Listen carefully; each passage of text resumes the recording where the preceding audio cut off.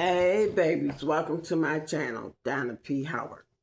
As we age and we start going through menopause, you would think a woman should be happy.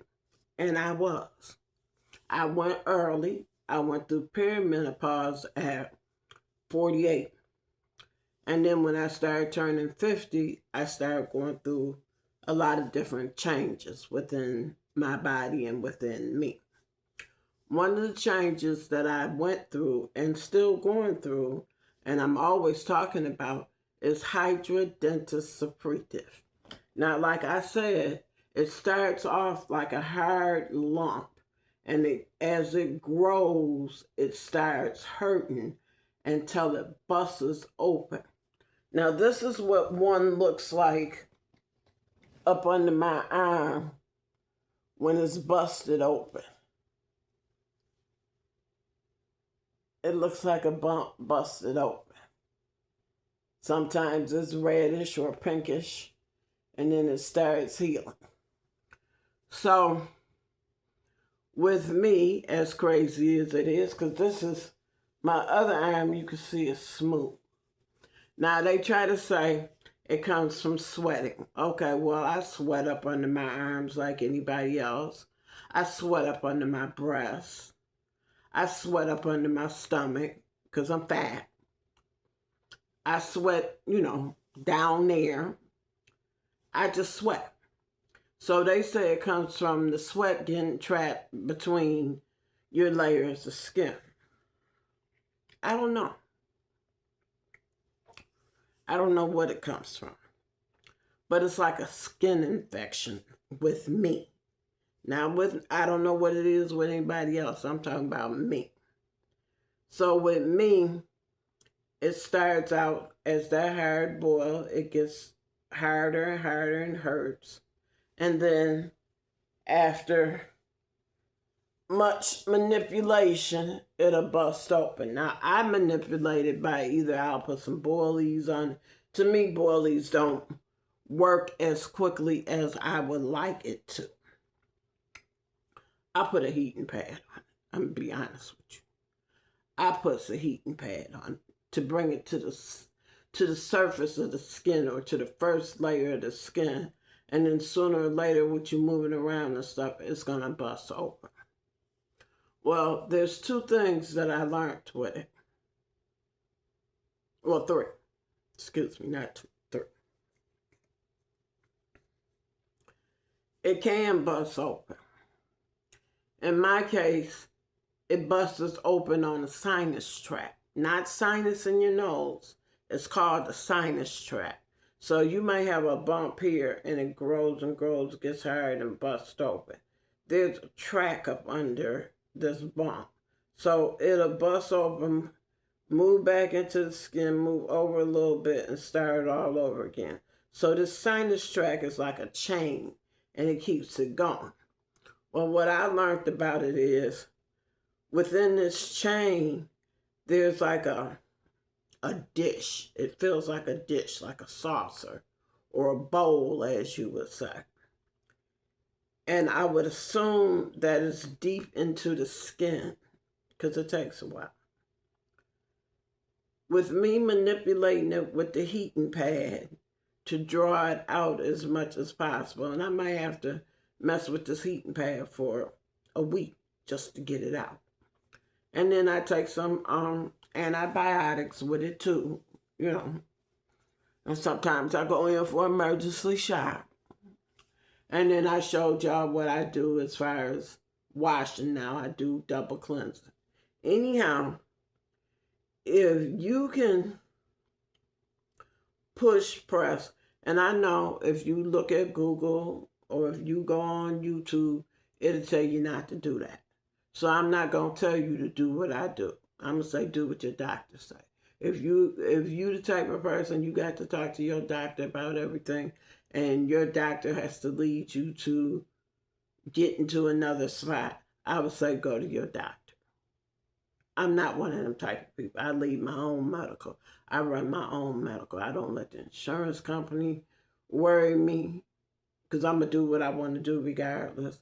I'm not going to let a doctor, a nurse, a hospital, or a pharmacist, a pharmaceutical person that's trying to sell this medicine. I'm not going to let none of them worry me. I'm going to do what I want to do because this is my body and this is me. Anywho, I noticed that if you can manipulate that bowl or that saucer, where it's moving around, that if you keep manipulating it and squeezing it and pushing it, it will shoot out.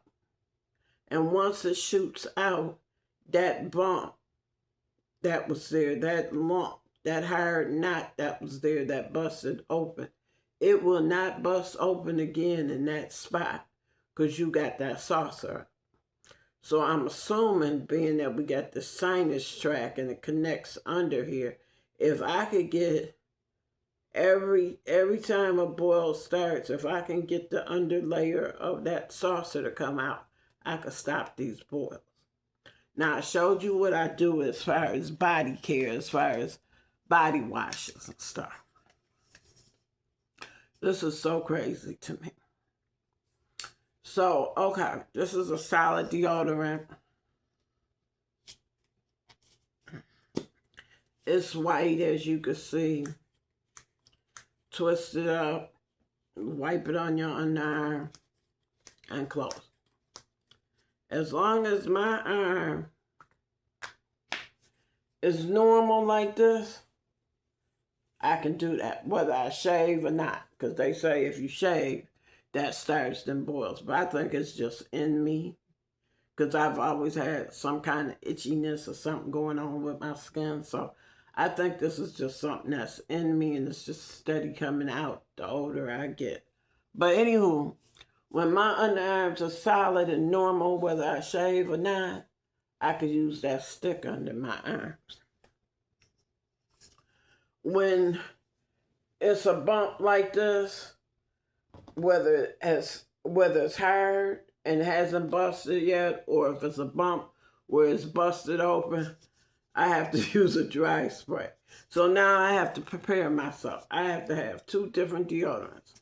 The stick for when I'm normal up under my arms, the spray from when the boil is inflamed. And I don't understand why. So I bought these in a 5-pack at BJ's. I don't believe in throwing nothing out that I spend my money on. So until I can get through the rest of these, because I got like 4 more, this and 3 more, till I can get through these, I will be continually using these when my underarms are good. And when my underarms aren't good, I'll be using this. I also use it to spray up under my breast, just so I can feel pretty and it don't smell enough. But it's crazy that I got to buy 2 different types of deodorants to deal with this. And then once I'm finished with this, then I will be doing dry spray only. Because it just don't make sense for me to have to buy multiple deodorants and stuff. But this Hidradenitis, it's a lot. It's a lot.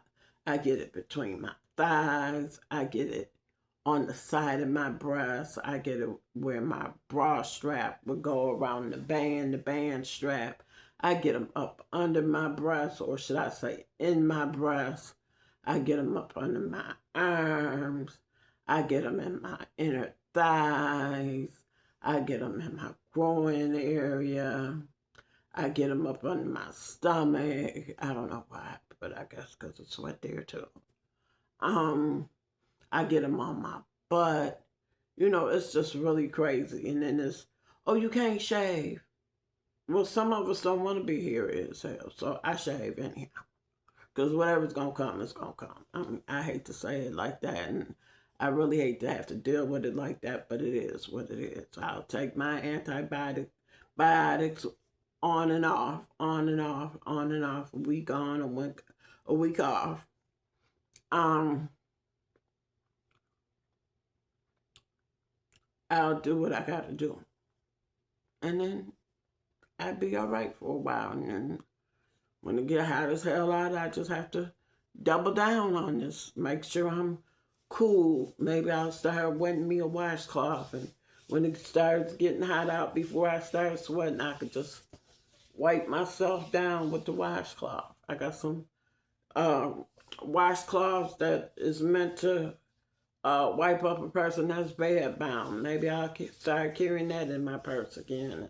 When it get too hot out, just wipe myself down some after I done lotioned up or whatever. But wipe myself down some so I don't get sweaty and hot, and you know, my face, my neck and all that. And because I'm not gonna wipe off my deodorant, so you know, gotta do what I gotta do. I mean, it's just crazy. It's just can't be at peace at life. It's, you're always taking care of something. But I just wanted you to know how I use deodorant with this stuff, because it's just a bit much. So if you use a different type of deodorant and you suffer from hidradenitis suppurativa, please share your opinion. How it works with you. Does it work? Can you use it at all times or only when you're not inflamed or whatever? Please share your opinions. Positive and negative opinions are always welcome. Please subscribe. Hit that notification bell so you always know when I'm uploading. Share my videos with your family and friends and leave me a comment. I love interacting with you.